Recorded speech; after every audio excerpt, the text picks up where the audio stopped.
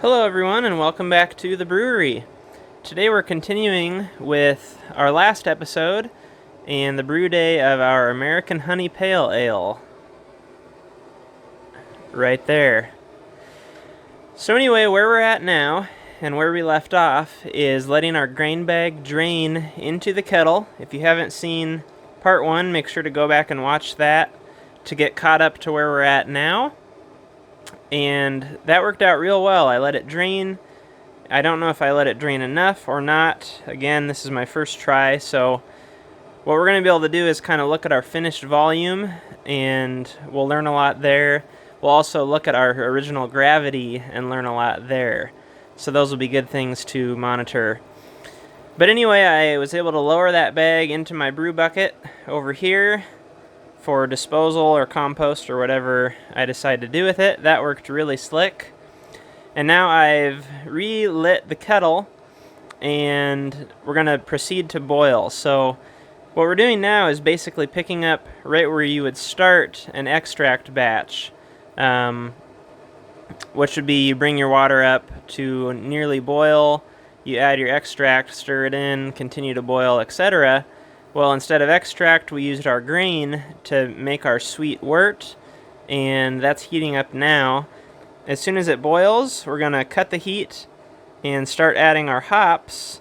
We'll make our 60-minute addition, and then restart the boil, make a 30-minute addition. I can show you this here.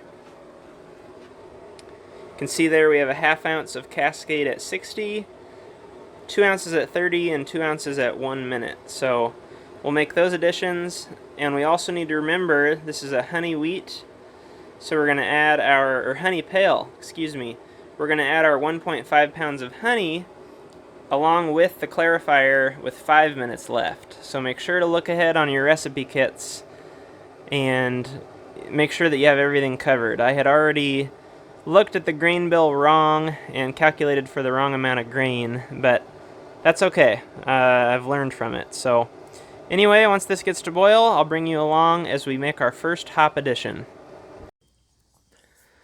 Alright, we are boiling, so I backed the heat down. It's hard to put the camera over there, it gets fogged.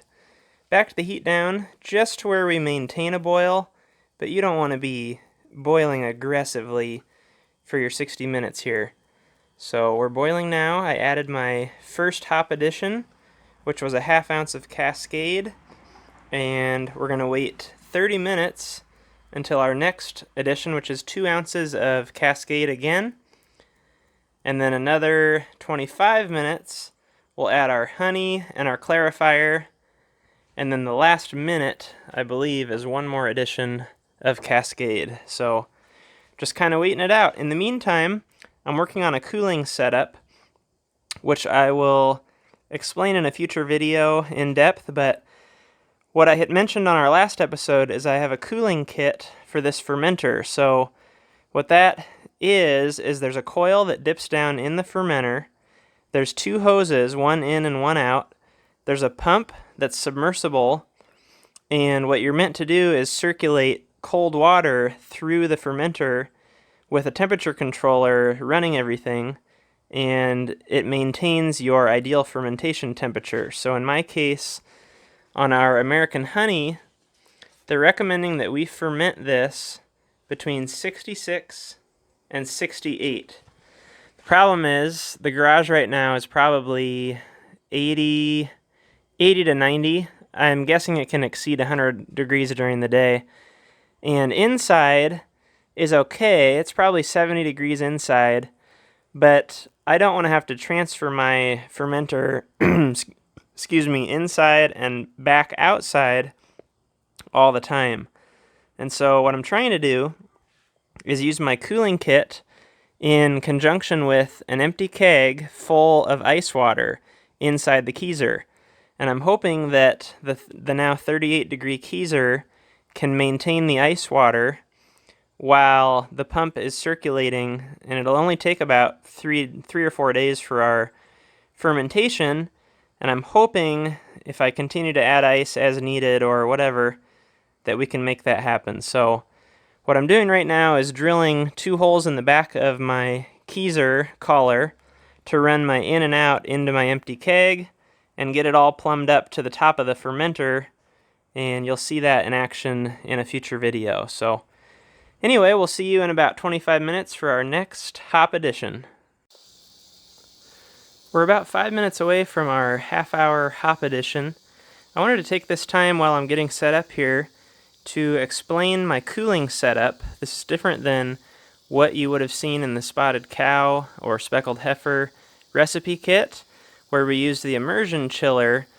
That's just like a big coil that you run a hose in and out of, and you dip it down in your kettle, and there's cold water that flows through that and chills down your hot wort. What we're doing now, instead of that, because I have such a large diameter kettle where the depth is not very high, I bet there's only a 6-inch depth in here because the kettle is something like 17 or 18 inches wide. And so I wanted to switch things up to using the other alternative, which is a plate chiller. And what this does is has 2 sets of plates that alternate. There's 40 total plates in here, and they alternate. One is for the water, so that's our fresh water here, and the other one is for the hot wort that gets pumped through there. And what it's going to do is we're going to connect our hose to the outlet of the kettle. Once we're done with our boil, this pump is then going to pump it through the chiller and then back out and into the kettle, and it'll just keep circulating until we reach our desired yeast pitching temperature, which in a lot of cases is somewhere in the high 70s, low 70s, something like that. And so we need to take this all the way down from what'll be boiling to that temperature. And the other side of this system is the water, and so you can see we have our incoming water here, and then our outgoing water, which is just another hose running out into the grass. And that's just going to circulate and allow much better contact between the hot wort and the cold water versus the immersion coil style chiller that we used last time. So we're about a half hour away. We'll get this all hooked up, and I'll bring you along for the first use of the new chilling setup. Alright, so I did my best to get you set up to see the whole process here. It's going to be kind of a quick juggling act, so hopefully I don't get in front of the camera too often. But we're in the last minute of our boil right now. A few minutes ago I added the honey and one hop addition, or sorry, the honey and the clarifier. Now I'm adding the last hop addition. This was with 1 minute remaining in our boil. And while that's going, we're going to get everything ready to chill this down and transfer it to the fermenter. So one thing I've got here is an instant read digital thermometer. That way we can just kind of monitor the temperature as it's cooling. The reason I need this is my temperature probe in the kettle is just below, or sorry, just above the fluid level. So I have to have this in my case. Unless I'm running a 10-gallon batch, then it's perfect. This is for a 5-gallon batch. We've got both our water hoses ready to go. We have all of our other silicone hoses ready. I just need to hook them up once I cut the heat here. And so the process will be cut the heat, attach the hoses, then I'm going to go turn on the water, and we'll start our pump once we have it primed, and I'll bring you in close to kind of watch. So here we go.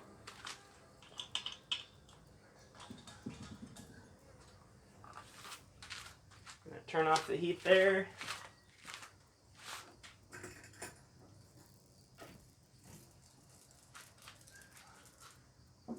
Here's our return hose from the pump, and I just have a small clamp here to put that on the side of the kettle.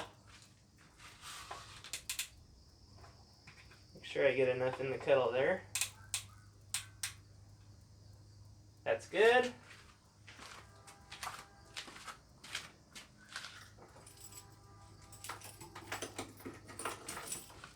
I'll attach my outlet here. These cam blocks are pretty cool. You just fold them down, put the connector on there, and then pull the two cams down and it locks in place. Okay, one thing I'm going to do is unhook one end of the, let's do this here, one end of the pump, actually the outlet side. That way I can flood the pump and make sure it's primed, and then I'll reattach it to our chiller. So I'm going to run and turn on the water to the chiller. Actually, I take that back. Let's get our wort circulating before I turn on the water to the chiller. That'll be less to deal with.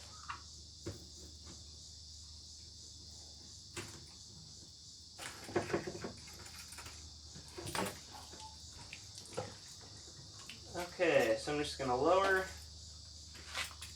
the pump below the level of liquid.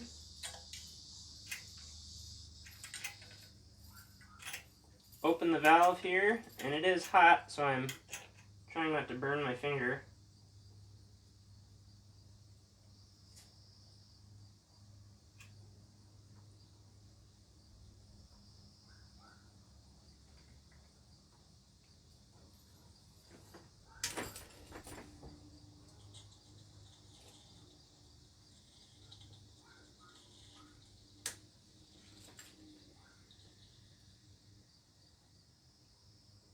Just waiting for it to start flowing here.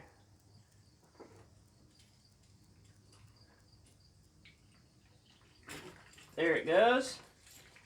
So I'm going to flip my outlet ball valve off with things clamped back in here.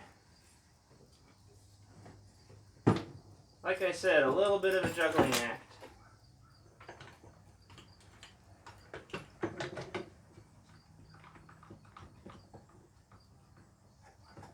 Okay, pump is secure. Looks like in the future I need an additional clamp for the chiller. We'll reattach the outlet of the pump to the chiller. And with that, I should be able to kick the pump on and open the valve.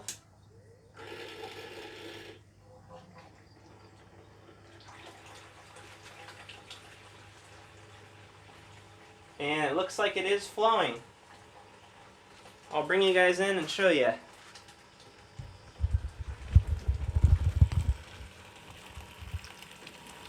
So here's our hot wort circulating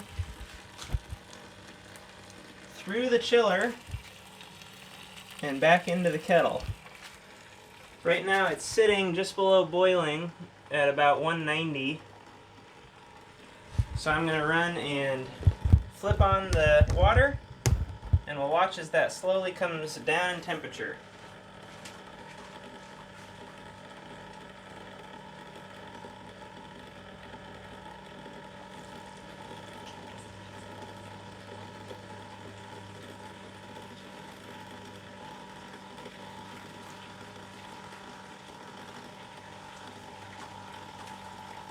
Okay, the water's on. Not too leaky.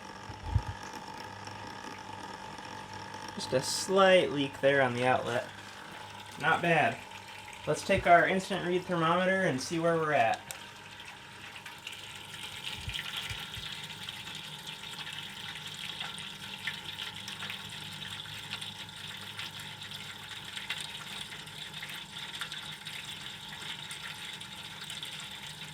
Right at about 191. So I'm just going to let this circulate. We'll see how long it takes, and I'll let you know in a few minutes. It has been 7 minutes. Let's double check where we're at here. Hard time focusing. We're at about 110. You can see there. The pump is a little bit noisier now. Reason being is I forgot to limit the flow on the output of my pump. What that's hopefully going to do is slow down how fast the hot wort goes through the cooler or chiller, and give it more contact time with that cold water and chill it down even faster. So I just switched to that, and it seems to be making a pretty nice difference. There we're already about 105, so it's about 10 degrees a minute, it seems like. But that makes sense. We were 180, I guess. 8 minutes, 10 degrees, yeah, about right. So we're just gonna keep chilling, and as soon as we're done, I'll transfer the hose over to our fermenter right here, and we'll get it filled up. Alright, we're out of time on today's episode, but I do encourage you to tune in to part 3. I'm going to put part 1, 2, and 3 of this series out as quickly as possible to not leave you waiting. But on part 3, we'll go ahead and get things into the fermenter, get our cooling system set up, yeast pitched, and let this baby ferment. So I hope you will like and subscribe, share the channel for those that are unaware, and I'll see you guys on the next video.